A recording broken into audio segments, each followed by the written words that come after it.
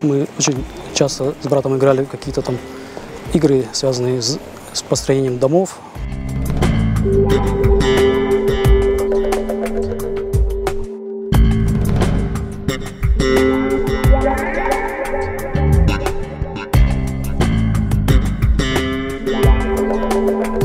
Наверное, главная цель – это сохранить наши национальные традиции и воссоздать образ Крыма, чтобы люди, когда приезжали, они видели, что здесь живут крымские татары.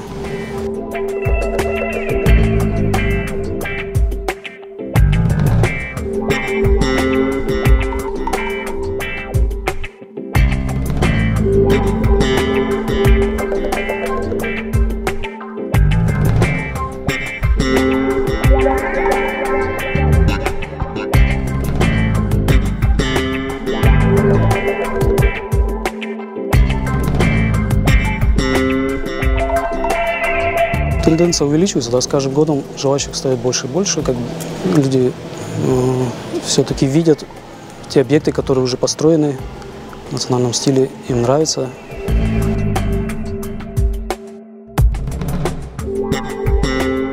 Хочется больше всего не просто воссоздать облик нашего национального стиля, а даже привить людям любовь, да, к своему